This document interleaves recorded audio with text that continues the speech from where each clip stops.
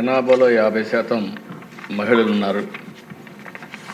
అదే సమయంలో మొన్ననే అంతర్జాతీయ మహిళా దినోత్సవం జరుపుకున్నాం.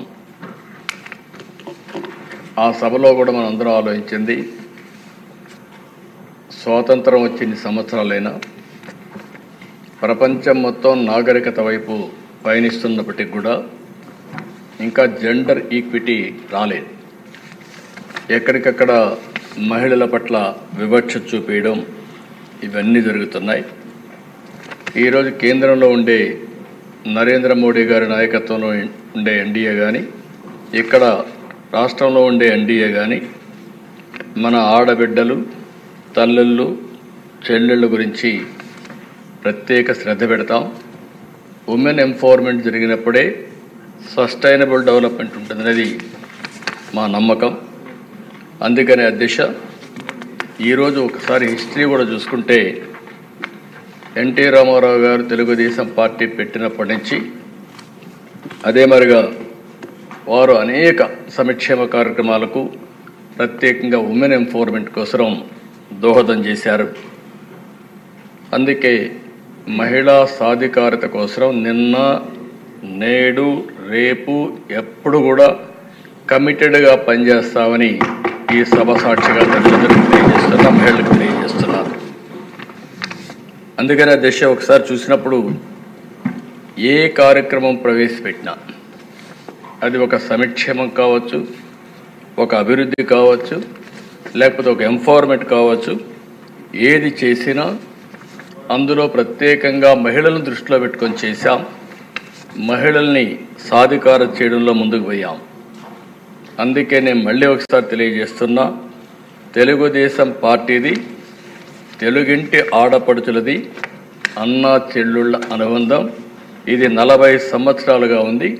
ఇది శాశ్వతంగా ఉంటుందని చెప్పడానికి గర్వపడుతున్నానని చెప్పి కూడా నేను మీకు తెలియజేస్తున్నాను.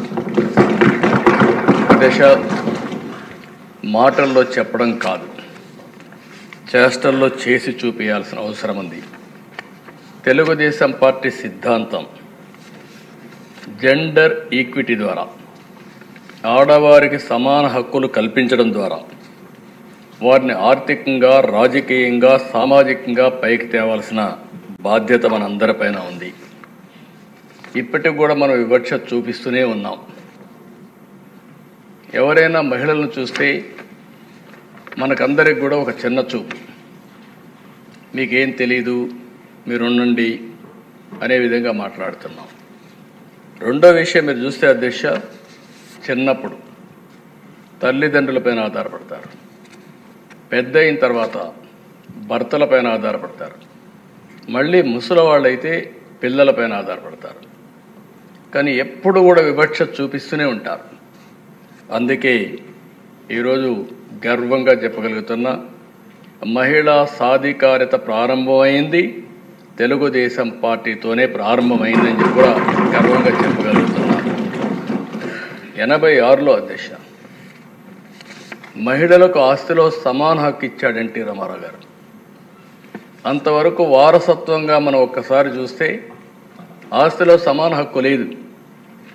ఆడపిల్లలుంటే పెళ్ళిళ్ళు చేసి పంపించేస్తున్నాం, ఆస్తిలో హక్కు లేని పరిస్థితి తీసుకొస్తున్నాం, సెక్యూరిటీ ఇవ్వలేని పరిస్థితికి వచ్చాం.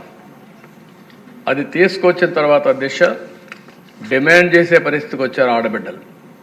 I'm proud to say that. ఎవరైనా సరే అది అయిన తర్వాత ఈరోజు చూస్తే 40 ఏళ్ల తర్వాత మనం ముందే తీసుకొస్తే 2005లో దేశంలో దీన్ని చట్టంగా తీసుకొచ్చారు, మహిళలకు ఆస్తిలో సమాన హక్కుని. అయితే మన రాష్ట్రంలో మనం అందరం గుర్తుపెట్టుకోవాల్సిన అవసరం ఉంది. తల్లికి, చెల్లికి ఆస్తిలో వాటా ఇవ్వని వ్యక్తి నిన్నటి వరకు ఈ సభలో కూర్చొని ముఖ్యమంత్రిగా ఉన్నాడంటే ఏ విధంగా సభవో నాకైతే అర్థం కావడం లేదు. నేనేదో విమర్శించాలని విమర్శించడం లేదు.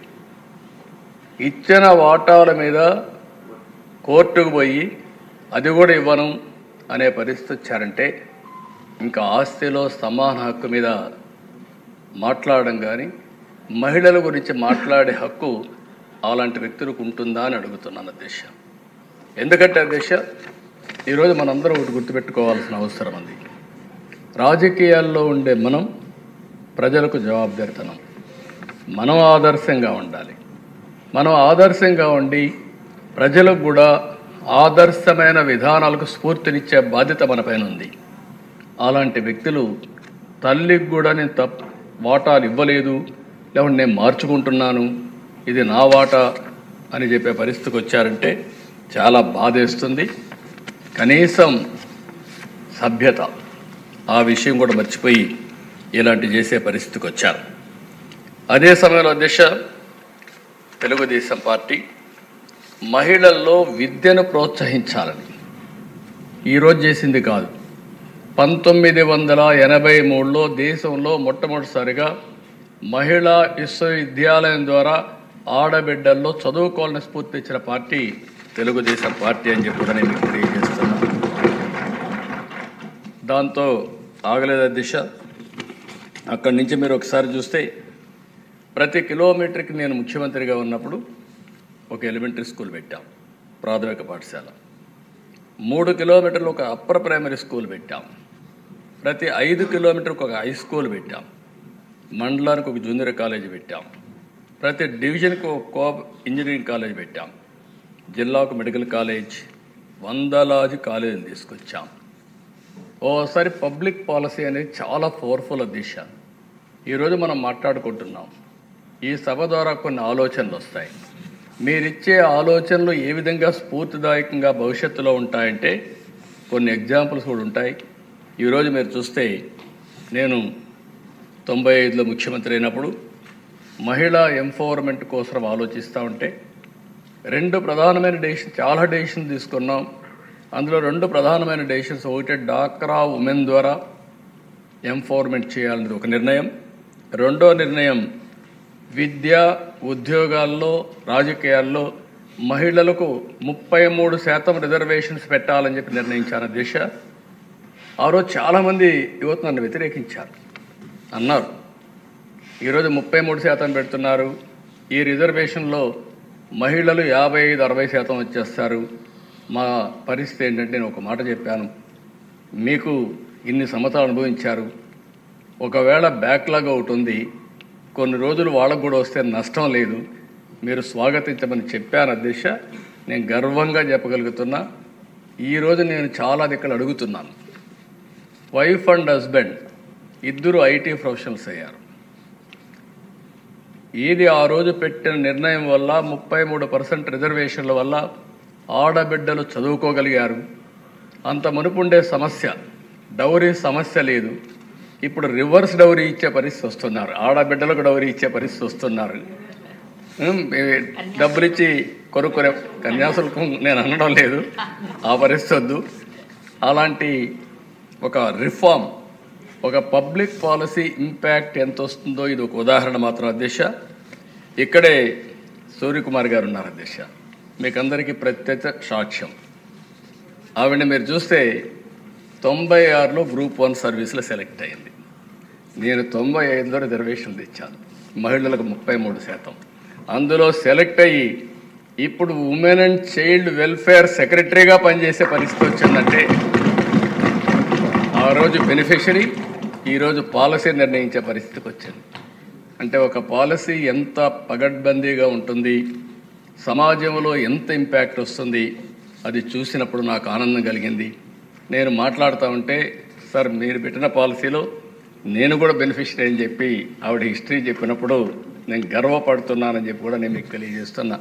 దీనికంటే మీకు ఏం కావాలో సాక్ష్యాలను అడుగుతున్నా. సజీవ సాక్ష్యం, ఒక స్ఫూర్తిదాయకమైన సాక్ష్యం అధ్యక్ష. అలాంటి మంచి కార్యక్రమాన్ని మనం ముందు పోయాం.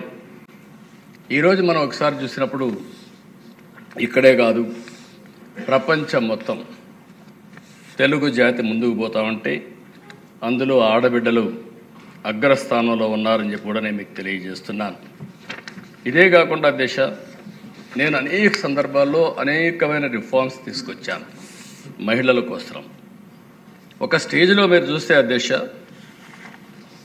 మహిళ పుడితే భారం, ఈ అమ్మాయిని ఎట్టమేస్తాం కాబట్టి వివక్షత చూపించే సమయం అది. ఆ రోజు నేను చెప్పాను, మీ పుట్టిన అమ్మాయి మీకు భారం కాదు, ఈ ఇంటికి ఒక మహాలక్ష్మి, అందుకే పుట్టిన ఆడబిడ్డ పేరుతో 5,000 రూపాయలు బ్యాంకులో డిపాజిట్ చేసి పాస్ పుస్తకం ఇచ్చి 18 సంవత్సరాల తర్వాత ఎంత డబ్బులు వస్తుందో ఆ డబ్బులు ఆ అమ్మాయికి ఒక కుటుంబ పెద్దగా కానుక ఇచ్చానని చెప్పి కూడా నేను మీకు తెలియజేస్తున్నాను. ఇటీవల నేను హైదరాబాద్లో అపోలో హాస్పిటల్కి పోతే ఒక బెనిఫిషియరీ తీసుకొచ్చి మీరు ఇచ్చిన డబ్బుల వల్ల నేను చదువుకొని ఈ స్థాయికి వచ్చారని చెప్పే పరిస్థితికి వచ్చారు దిశ. ఇంకో పక్కన దిశ మీరు ఒకసారి చూస్తే ఒక నమ్మకం, ఒక కాన్ఫిడెన్స్ కావాలి. మనందరం ఆలోచించేవాళ్ళం, అమ్మాయిలంటే సైకిల్ దొక్కలేరు, మగవారితో సమానంగా ముందుకు పోకూడదు, లేకపోతే ఎవరన్నా పేరెంట్సే తీసుకెళ్ళాలి, ఇలాంటివన్నీ ఉంటే నేను ఆ ధైర్యాన్ని వాళ్ళలో ఒక నమ్మకాన్ని ఇవ్వాలి. మగపిల్లలు ఆడపిల్లలు తేడా లేదు, అవసరమైతే ఆడపిల్లలే దూసుకుపోతారనే నమ్మకాన్ని ఇవ్వడానికి 8, 9, 10వ తరగతుల విద్యార్థులందరికీ, స్టూడెంట్స్కి అందరికీ, ఆడపిల్లలందరికీ సైకిళ్ళు కొనిచ్చాను అధ్యక్ష.